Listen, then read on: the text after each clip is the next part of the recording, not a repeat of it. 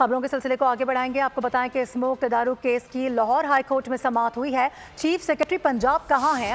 अदालत की जानिब से इस्तफसार किया गया। चीफ सेक्रेटरी तो जिनेवा गए हैं। वकील दरख्वास्त गुजार की जानिब से जवाब दिया गया है। अदालत ने इस्तफसार किया तो ये सूबा चल कैसे रहा है। साथ ही आपको बताएं कि हाउसिंग सोसाइटीज़ के लिए दरख्त काटने के नताइज सामने आ गए हैं। अदालत की जानिब से स्मोक से मुताल्लिक ये अहम रिमार्क सामने आए हैं। उन्होंने ये भी कहा कि अब भी स्मोक के सबब का किसी को अगर नहीं पता तो फिर अल्लाह ही हाफिज है। इसी हवाले से बात करेंगे। अब्दुर्रहमान हमें ज्वाइन कर रहे हैं। अब्दुर्रहमान, चीफ सेक्रेटरी के जाने पर अदालत की जानिब से बरहमी का इजहार किया गया है।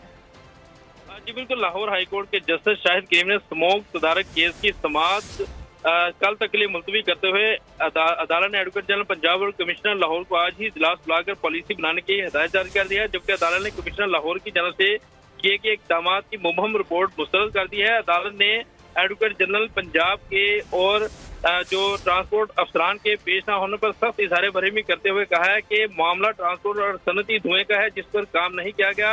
अदालत ने 2 दिन से घरों से काम की पॉलिसी का कहा इस पर क्यों अमल नहीं हुआ। हुकूमत तमाम अदारों के अफसरों को सड़कों पर मुआयना करने के लिए भेजे तो स्मोक का मामला हल होगा। डीसी डीआईजी सड़क पर खुद निकलेंगे तो सब कुछ उन्हें दिखाई देगा। ये सिर्फ माहौलियात ट्रैफिक पुलिस के बस की बात नहीं है।